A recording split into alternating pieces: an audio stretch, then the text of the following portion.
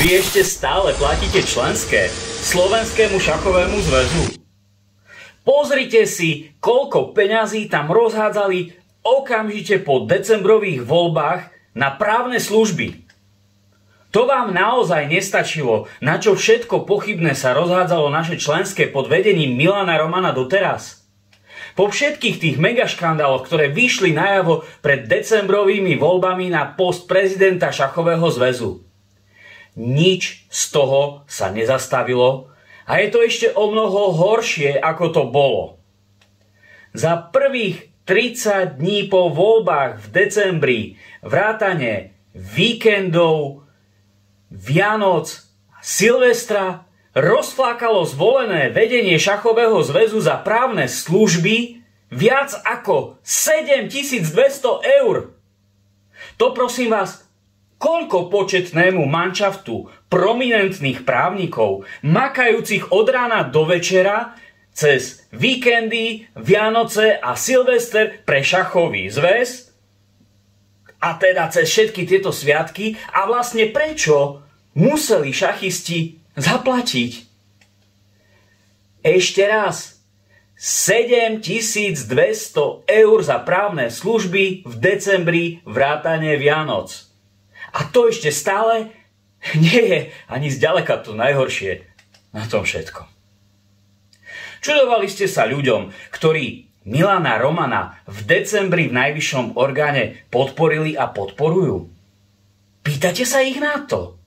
Zamýšľali ste sa, aké mohli byť a aké sú ich motivácie?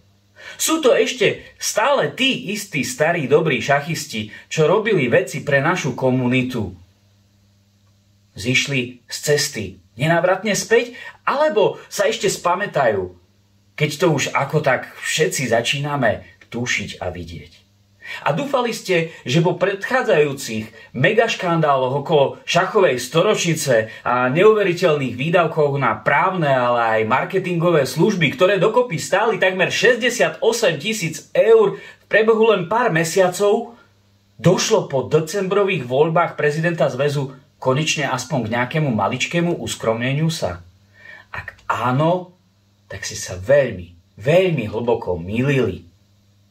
Vedenie Slovenského šachového zväzu hneď od decembrových volieb znova vo veľkom rozhadzuje ďalšie obrovské peniaze, no a ja už ani neviem, s akým prívlastkom ich nazvať. No, povedzme teda vraj právnych služieb. A to napriek tomu, že zväz nevedie žiadne súdne spory, za celý rok nevyprodukoval ani jeden vnútorný predpis a zároveň si platí a má vo vlastných štruktúrach zväzu sama vlastnú legislatívnu a právnu komisiu. Skrátka, a dobre, hlavne nikde nevidno a netušiac, na čo by vlastne SŠZ právne služby a už vonkoncom nie v takýchto šialených platbách potrebovalo a využívalo. A kedy by ich vlastne aj vôbec stíhalo využívať? Mesiace výkonný výbor tají obsah týchto vraj právnych služieb a uhrádza šialene vysoké faktúry, ktoré to zámerne neuvádzajú, za čo sú vystavené.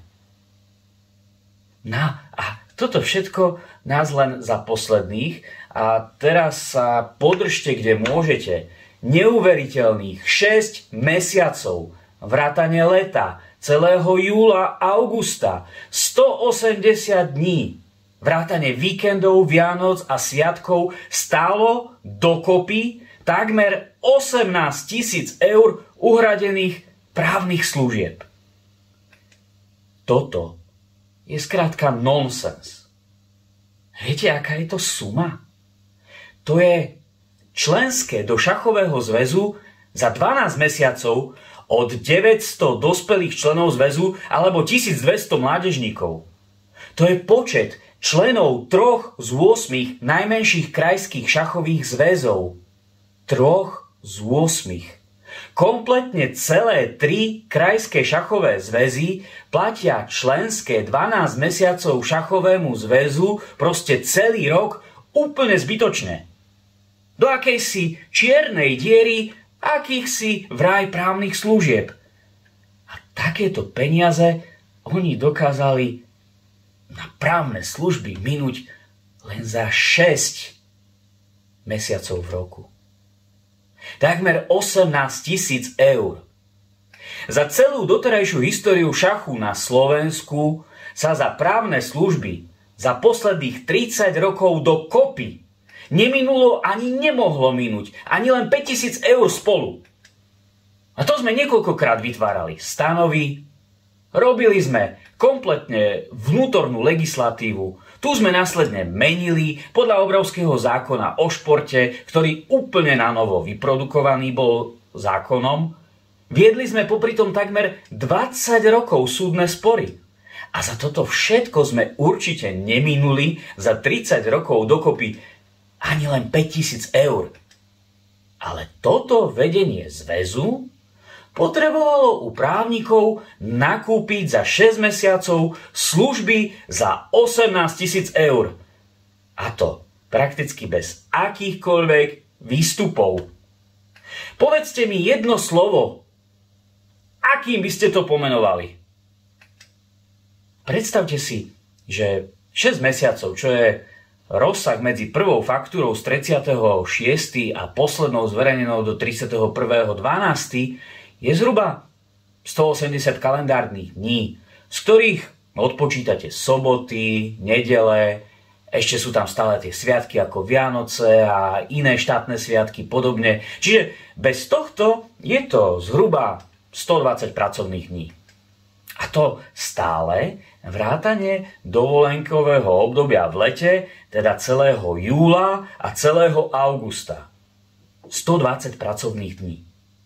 Ak by napríklad 1 hodina právnej porady stála povedzme 100 eur, čo je inak poriadne slušná čiastka, museli by takých porád za vedenie zväzu spoločne s právnikmi z tejto firmy stráviť 150 hodín. A to všetko by museli stihnúť v 120 pracovných dňoch a mimo tých dovoleniek v lete. Čiže niekto z vedenia zväzu by tak prakticky asi každý jeden boží deň sedel u prominentného právnika a denne by mu platil za toto sedenie, povedzme 1,5 hodinové, 150 eur. Denne.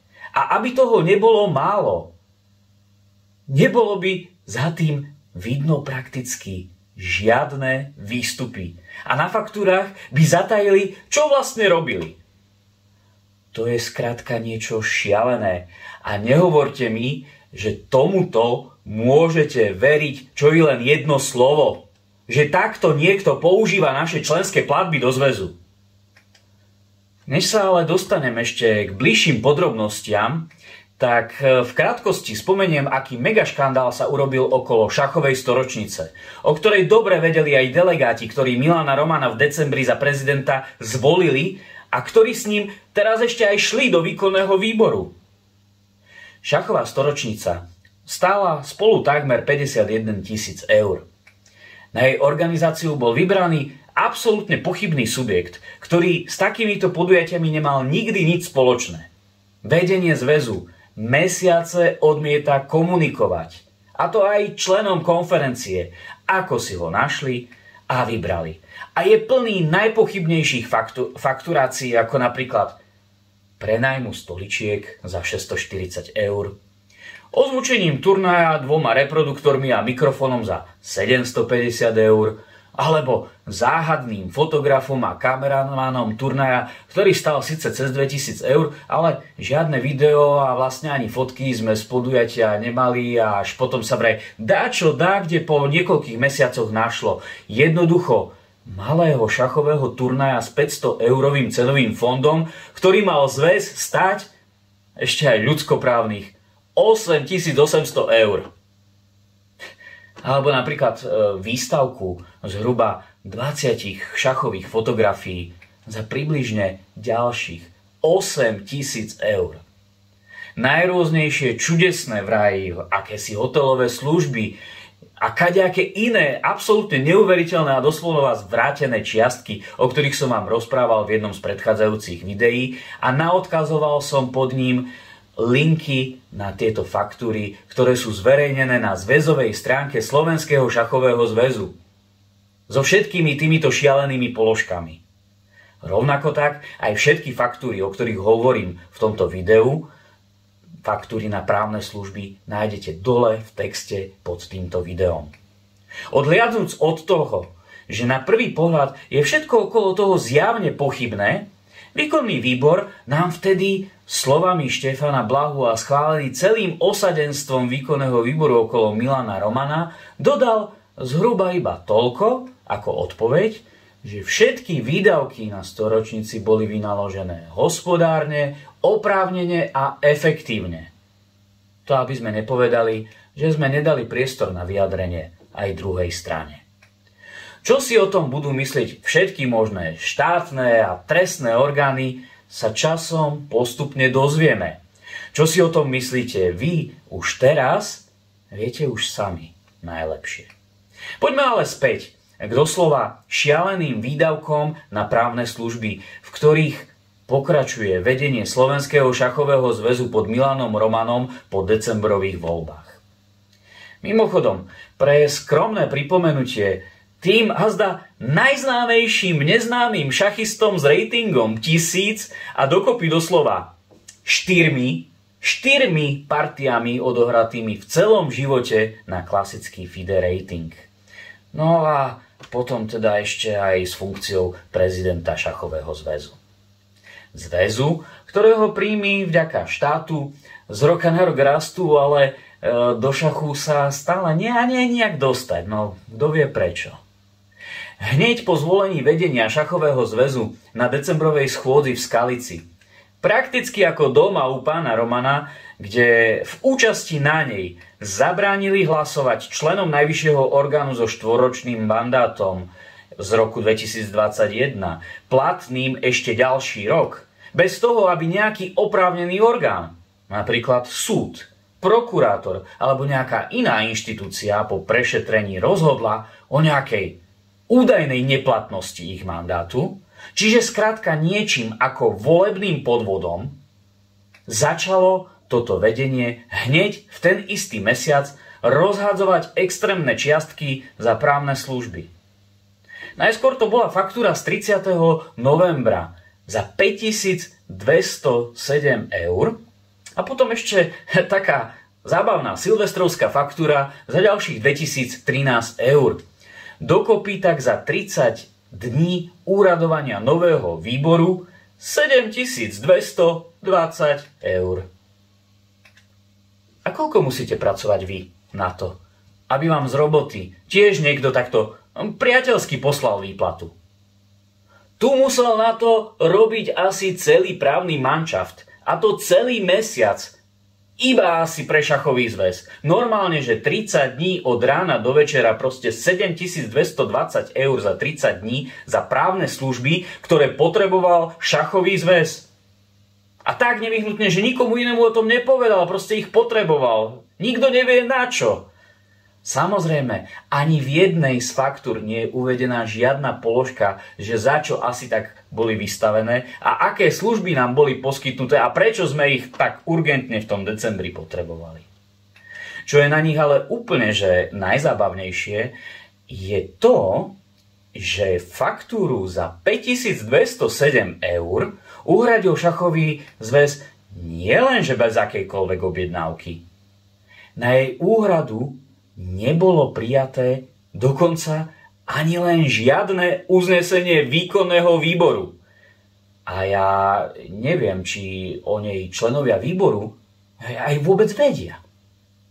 Proste odišla zo zväzového účtu len tak. Vyparila sa.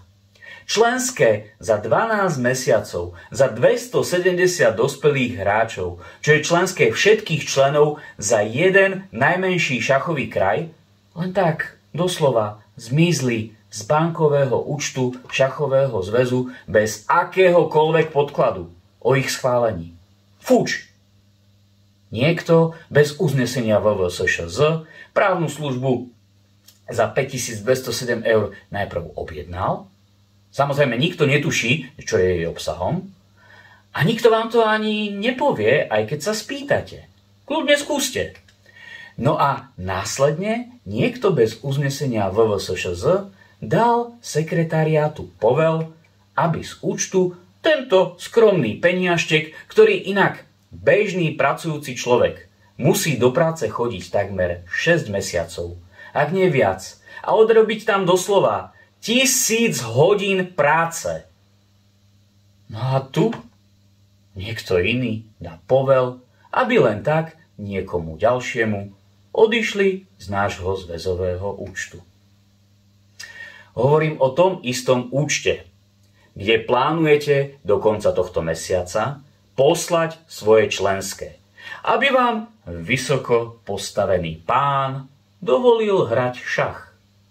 On sám ho teda moc nehráva, ale pokým ste ticho, tak mu s tou čudnou hrou a kadejakými rôznymi figurkami skakajúcimi po čudných poliach neprekážete.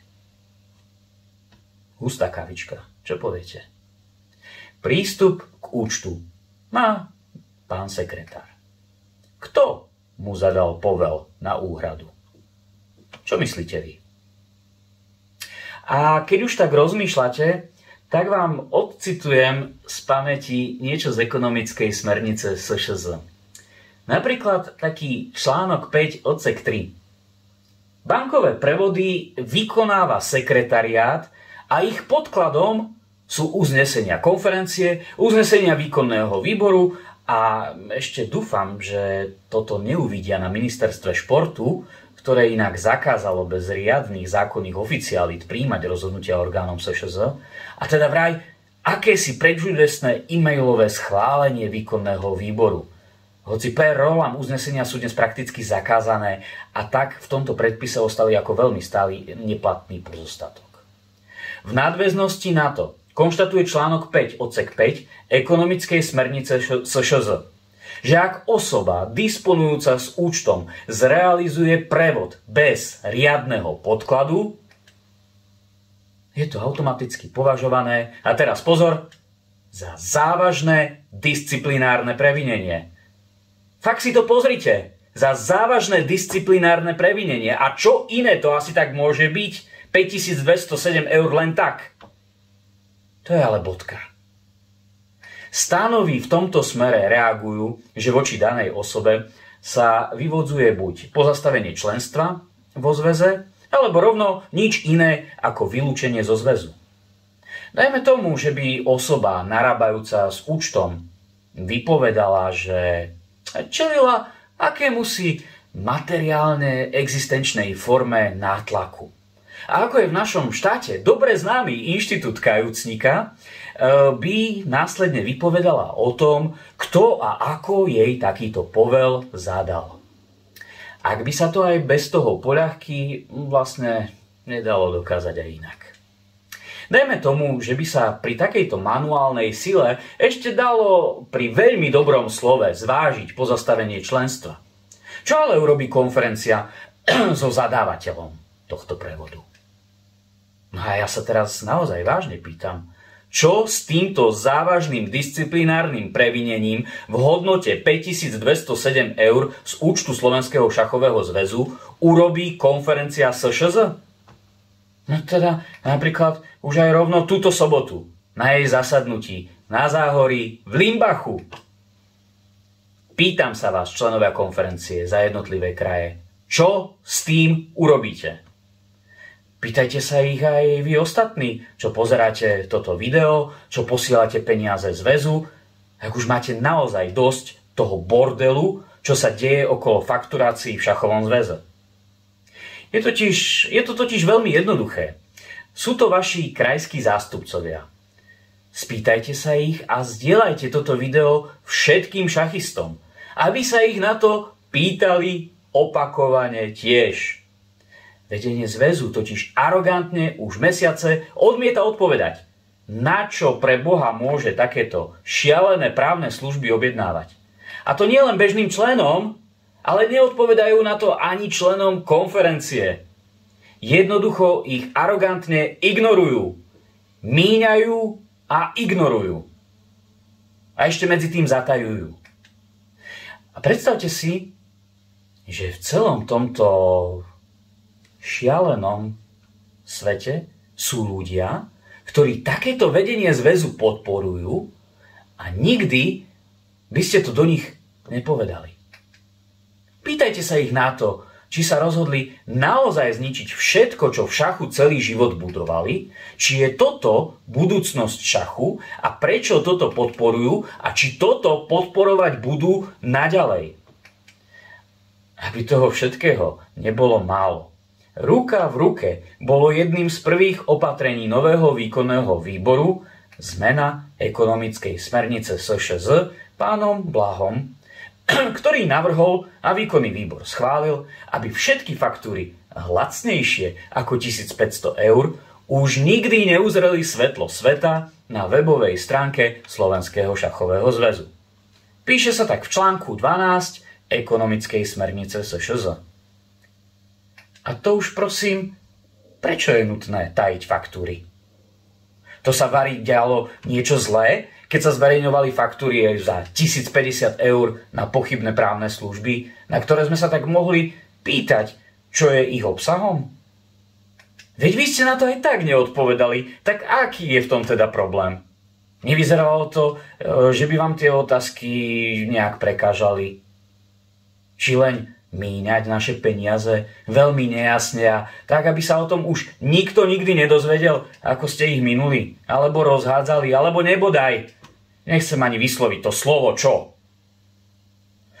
V ďalšom bode ekonomickej smernice v článku 6 odsek 6 zabíja výkonný výbor definitívny klinček financiám šachového zväzu do rakvy. Udáva trend, že akýkoľvek nákup tovaru a služieb pod 70 000 eur, áno, dobre ste počuli, nebude podliehať žiadnemu prieskumu trhu či výberu lacnejšieho alebo lepšieho dodávateľa. Žiaden prieskum, proste nič. A ideálne aj bez faktúry zverejnenej. Čo sa má kto čo vôbec starať, no, nie? Keby ste si za to aj vilu v Chorvátsku alebo v Španielsku postavili, čo sa má na niekto čo vypytovať? Veď ste tam vy, vo výkonnom výbore, nie my. To sú vlastne vaše peniaze, len my to ako si stále nechápeme.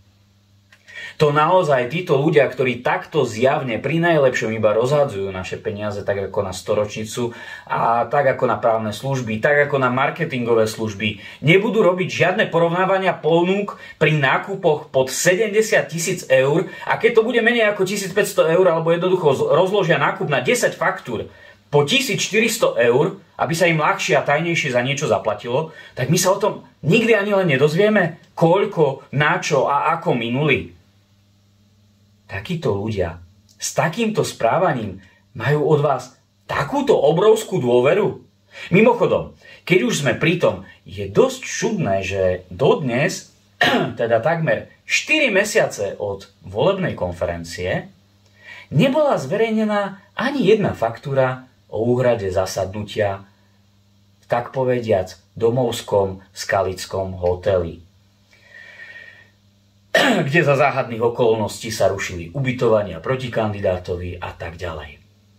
Kde inak len večera pre jedného človeka bez polievky tam mala údajne stáť okolo 16 eur. Tak si tak rozmýšľam, či práve pri úhrade tejto konferencie sa prvýkrát neuplatnilo toto krásne právo prvej noci mnohých utajených faktúr nižších ako 1500 eur. Je divné, že by za 4 mesiace hotel nevystavil faktúru za dvojdňovú konferenciu pre zhruba 35 ľudí, hoci s tým mal kopu nákladov. Skúsme teraz tú typovaciu súťaž. Kto je za možnosť, že hotelu peniaze 4 mesiace vôbec nechýbajú? A kto je za možnosť, že je schovaná do viacerých menších faktúr ako 1500 eur, aby sme hneď nedostali mozgovú príhodu, koľko za ňu výkonný výboru Milana Romana zaplatil? Čo z tohto? bude pravdepodobnejšie. A myslíte, že vám takéto vedenie zväzu na niečo aj odpovie, keď sa na to spýtate? Tak ako je to teda s tou fakturáciou Skalickej konferencie spred 4 mesiacov? Keďže som dlhé roky Čachovým funkcionárom, kadečo mu rozumiem, kadečo si pamätám a ešte aj viem, kde to nájsť, pokým nám to všetko nezataja, tak hovorím nahlas, že sú stále platné uznesenia konferencií z Banskej Bystrice a zo Zvolena z rokov 2016 a 2018, ktoré prikazujú zverejňovať všetky objednávky, zmluvy, faktúry, príjmové a výdavkové operácie. Akékoľvek rozhodnutie výkonného výboru, prijatie nejakej smernice, ktoré zatajuje faktúry, je v priamom rozpore s týmito pravidlami vyššej právnej sily, uzneseniami konferencie, ktoré výkonný výbor ekonomickou smernicou a ich zatajovaním porušuje. A motív toho prečo je nám už len pri otázke fakturácie Skalickej konferencie všetkým asi aj viac menej ako jasný. Výkonný výbor koná v rozpore s uzneseniami z konferencií z rokov 2016 a 2018. A ja navyše dodávam, že je nielenže doslova šialené, že zvolávanie a vedenie konferencie do hotelov na Záhorí, keď si on sám zmyslí, pripadá prezidentovi zväzu, ktorý sa sám tomuto orgánu konferencií práve že má zodpovedať a úctivo na všetko odpovedať. Ale je úplne šialené, aby si výkonný výbor sám sebe schvaľoval, ako bude hospodáriť s našimi peniazmi. A že o týchto pravidlách hospodárenia výkonného výboru nerozhoduje konferencia. Nie je možné, že si výkonný výbor príjme ekonomickú smernicu, kde vyhlási, že pri nákupoch pod 70 000 eur nebude robiť ani len prieskum trhu a že následne si povie, že bude utajovať a kto vie ako účtovne čachrovať s fakturáciami, aby sa nik vo zväze o ich šialenom rozhadzovaní peňazí nikdy nedozvedel. Nielenže týmto ukazujú svoju pravú tvár a všetkých tých, čo ich v tomto podporujú, ale je to proste absurdný nezmysel zodpovedania sa výboru konferencií. Pravidlá hospodárenia výkonného výboru musí schvaľovať niekto nad výborom a tým je len konferencia zväzu. A takýchto vlastníkov našich členských platieb majú okamžite nielen odvolať, ale aj poriadne vyauditovať, koľko a akých disciplinárnych porušení sa pri správe zväzu, pri správe majetku zväzu dopustili, ak aj nie rovno, nedaj Bože, a nebodaj aj trestných činov, aby sa toto konanie mohlo spravodlivo a objektívne nielen posúdiť, ale aj ukončiť. Preto v tejto chvíli apelujem doslovne na ľudí, ako sú Zdeněk Gregor, Martin Dobrodka, Karol Pekár. A pýtam sa veľmi jednoducho a priamo vás. Prečo podporujete takéto vedenie zväzu? A pýtajte sa na to ich aj vy ostatní, z ich okolia. Ako je takéto niečo z ich strany vôbec možné? Ľudia potom rozmýšľajú a zvažujú, aké kadejaké motivácie za tým môžu byť. To je úplne prirodzené.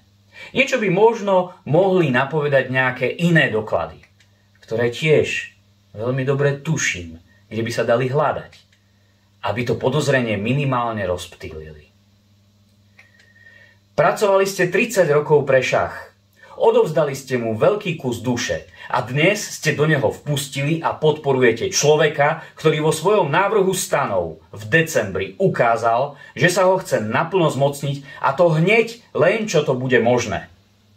Z faktúr, ktoré vidíme, aj ako tak tušíme, že prečo asi. Lebo s tým šachom tam veľa toho naozaj nezahral.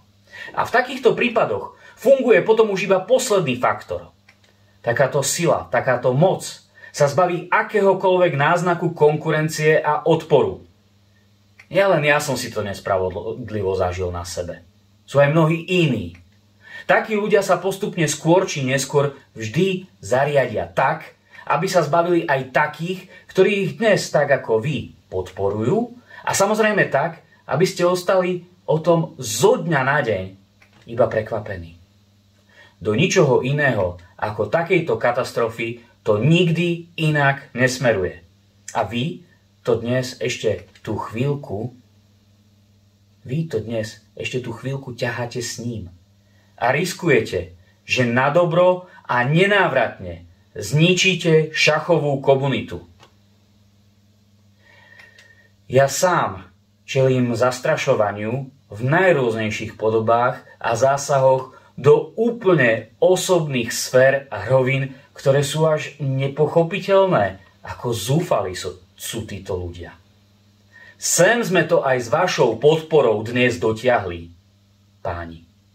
A pritom vďaka tomu, že som mal 2 roky nútenú pauzu od šachu, som sa dnes aj ja sám dostal do vzťahov, v ktorých dokážem šachu prinášať veľmi silné hodnoty navyše, okrem tých, čo som mu doposiaľ prinášal.